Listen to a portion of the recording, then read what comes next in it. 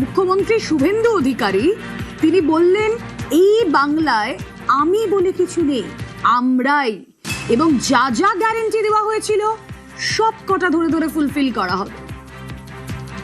আমাদের নেতা নরেন্দ্র মোদীজি যে যে গ্যারান্টি দিয়েছেন সব গ্যারান্টি পূরণ করার কাজ ভারতীয় জনতা পার্টির সরকার করবে। আমি নয়, আমরা নীতিতে ভারতীয় জনতা পার্টির সরকার করবে।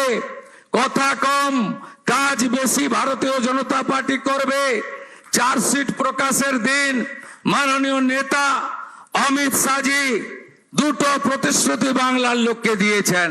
সন্দেশখালী থেকে আরজিকর হয়ে যত মা বোনেদের উপরে কন্যাদের উপর অত্যাচার হয়েছে তার কমিশন বসবে এবং যারা অভিযুক্ত তাদের বিরুদ্ধে ব্যবস্থা নেওয়া হবে। মাননীয় অমিত শাহজি চার্জশিট প্রকাশের দিন ঘোষণা করেছিলেন যে পশ্চিম বাংলায় ইনস্টিটিউশনাল করাপশন, প্রাতিষ্ঠানিক দুর্নীতি যারা করেছেন তাদের বিরুদ্ধে রিটায়ার্ড জাজকে দিয়ে কমিশন বসানো হবে এবং উপযুক্তভাবে আপনাদের সরকারি অর্থ যারা নয় ছয় করেছেন তাদের বিরুদ্ধেও আমরা ব্যবস্থা নেব।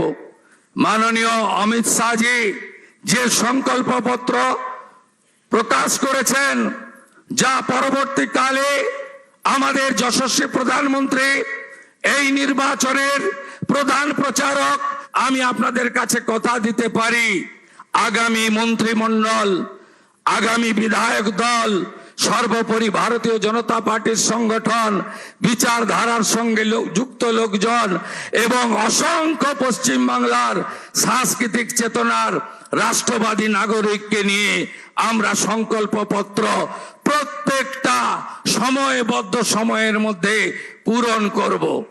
আমাদের আসন একটাই মন্ত্র হোক, স্বামীজির মন্ত্র, চোরৈবতী চোরৈবতী চোরৈবতী।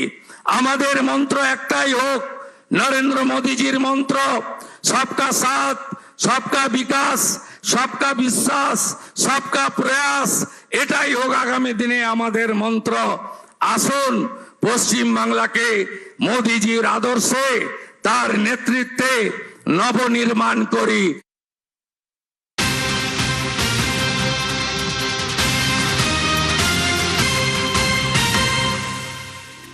জায়ান্ট কিলার শুভেন্দু অধিকারী কেন বলা হচ্ছে? নন্দীগ্রামে হ্যাটট্রিক 2016, 2021, 2026 পর পর 3 বছর তিনি জয় ছিনিয়ে এনেছেন। 2016 সিপিআই প্রার্থী আব্দুল কবির শেখকে হারিয়ে জয়ী, তখন যদিও তিনি ছিলেন তৃণমূলে। তারপর 2020-তে তিনি বিজেপিতে যোগদান করলেন। আর 2021-এ জয়ের যে ব্যবধান, 2016-র ব্যবধান জয়ের আপনাদেরকে দেখাচ্ছি গ্রাফিক্যালি।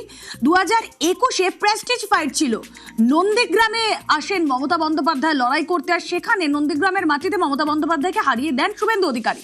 তারপর 2026-এর নির্বাচন, 2026-এ অবশ্যই নন্দীগ্রাম থেকে জয়লাভ করলেন শুভেন্দু অধিকারী এবং এখানেও প্রেস্টিজ ফাইট হয়ে থাকলো কি ভবানীপুর, ভরকেন্দ্র হয়ে উঠেছিল ভবানীপুর। আর এই ভবানীপুরে মমতা বন্দ্যোপাধ্যায়ের গড়ে শুভেন্দু অধিকারী এসে মমতা বন্দ্যোপাধ্যায়কে হারিয়ে দিয়েছেন এবং শুধু হারিয়ে দেননি, অনেক বেশি ব্যবধানে হারিয়েছেন। এখানে গিয়েই শুভেন্দু অধিকারীর নামের পাশে জায়ান্ট কিলার এই শব্দবন্ধ বিজেপি মনে করছে সেটা জাস্টিফাইড।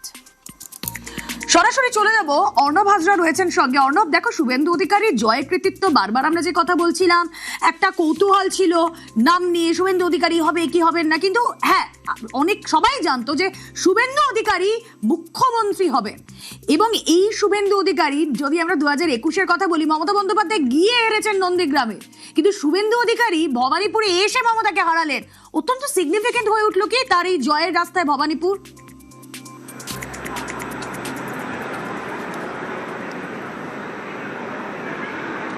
একেবারে তাই, ভবানীপুরের জয় তাকে এই দৌড়ে যে অনেকটা এগিয়ে দিয়েছে তা বলার অপেক্ষা রাখে না। কারণ বিজেপির নেতা শুধু নয়, দেশের স্বরাষ্ট্রমন্ত্রী, এক রাজ্যের একজন বিজেপি প্রার্থী, সেটা শুভেন্দু অধিকারী হতে পারেন, ভবানীপুর কেন্দ্রের মনোনয়ন দাখিল করবেন, তার প্রপোজার হয়ে যাচ্ছেন। মনোনয়ন দাখিল করতে শুভেন্দু অধিকারীর হয়ে কে না অমিত শাহ। এটা আমাদের রাজ্য রাজনীতি কেন গোটা দেশে এরকম নজির খুব কম পাওয়া যাবে, এরকম হয়তো নেইও।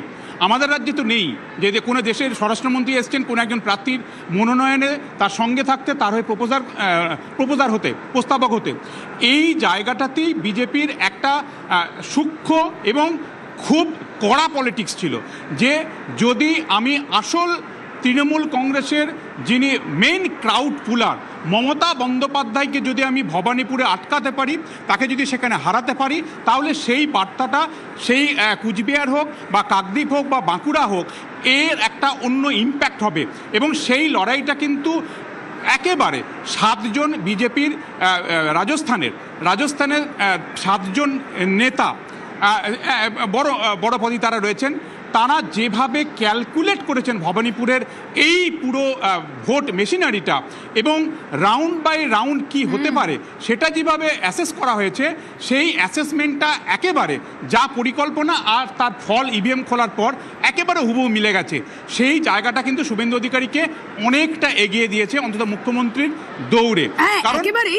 দেখো, শুধুমাত্র যে 29 এপ্রিল বা 4 মে মানে ভোটের দিন, ভোট গণনার দিন, এই সিগনিফিকেন্সটা খুব বেশি ছিল তা নয়। আমরা প্রচারের ক্ষেত্রে যে কথা তুমি বলছিলে, যে মনোনয়নের দিন অমিত শাহ নিজে গিয়েছিলেন শুভেন্দু অধিকারীকে সঙ্গে নিয়ে, আমি যদি বলি তারও আগে থেকে, বিধানসভা নির্বাচনের নির্ঘণ্ট ঘোষণার আগে থেকেও ভবানীপুর কিন্তু বিজেপির একটা ফোকাল পয়েন্ট ছিল। এবং সেই কারণে নন্দীগ্রামের 1956 থেকে আজ ভবানীপুরে যে ব্যবধান, মমতা বন্দ্যোপাধ্যায় ভার্সেস শুভেন্দু অধিকারী, এই প্রেস্টিজ ফাইটে সেটা 15,000-এর বেশি হয়ে গেল।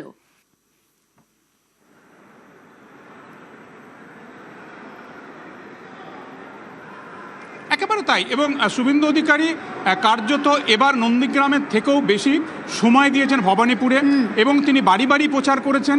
এবং শুভেন্দু অধিকারীর প্রচারের দাপট কার্যত অ্যাসেস করার পর তৃণমূল কংগ্রেসও পাল্টা ফিরাদ হাকিমকে দিয়ে বাড়ি বাড়ি প্রচার শুরু করায়। কয়েকটা জায়গা বিক্ষিপ্ত ঘটনা ঘটছে, সেগুলো বিস্তারিত যাচ্ছি না। অর্থাৎ শুভেন্দু অধিকারী যে কামড় বা থাবা বসাচ্ছে প্রচারে, সেটা তৃণমূল কংগ্রেসও বুঝতে পেরেছিল। তাই যেভাবে মমতা বন্দ্যোপাধ্যায় ভবানীপুরের প্রচার করেন, প্রচারের পদ্ধতিও তাকে চেঞ্জ করতে হয়, কিন্তু করেও লাভ হয়নি। কারণ এক্ষেত্রে দুটো বিষয়, মাটি কামড়ে পড়ে থাকা শুভেন্দু অধিকারীর মানসিকতা। সঙ্গে থাকো অর্ণব। है सब विधायक लोग ने चुना संगठन को लेकर, जनता को लेकर जो कमिटमेंट भारतीय जनता पार्टी ने किया है चुनाव के दौरान, वो पूरा करने का काम कर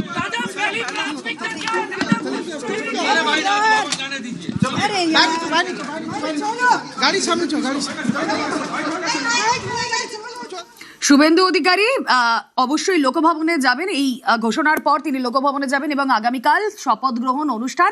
আমি আবারও চলে যাব, অর্ণব হাজরা রয়েছেন সঙ্গে। হ্যাঁ অর্ণব, তুমি যেমন বলছিলে।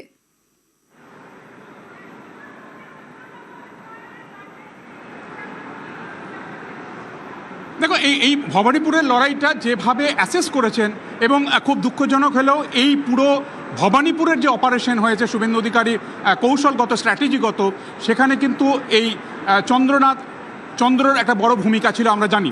এবং এই জায়গাতে যখন স্ট্রং রুম পাহারার প্রশ্নে মমতা বন্দ্যোপাধ্যায় খোদ পৌঁছে গেলেন, শুভেন্দু অধিকারী কলকাতায় ছিলেন না, তিনি সঙ্গে সঙ্গে, অর্থাৎ যে কোনো স্ট্র্যাটেজির একটা পাল্টা স্ট্র্যাটেজি, তৎক্ষণাৎ স্ট্র্যাটেজি বার করা, তিনি তার ইলেকশন এজেন্ট অত্যন্ত বিশ্বস্ত সূর্যনীল দাস, কলকাতা করে তার অ্যাডভোকেট, তাকে পাঠিয়ে দিলেন। এবং আমনে সামনে স্ট্রং রুমের সামনে একদিকে মমতা বন্দ্যোপাধ্যায়, তার উল্টো দিকে শুভেন্দু অধিকারীর এজেন্ট।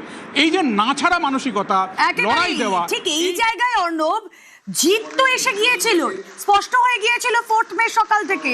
আর এই শেষ জায়গায় গিয়ে স্নায়ুর লড়াইতেও কার্যত জিতে গিয়েছিলেন শুভেন্দু অধিকারী, এবং তার সতীর্থ যারা দিলীপ ঘোষ, তাপস রায়, তারাও স্বাগত জানাচ্ছেন এই সিদ্ধান্তকে।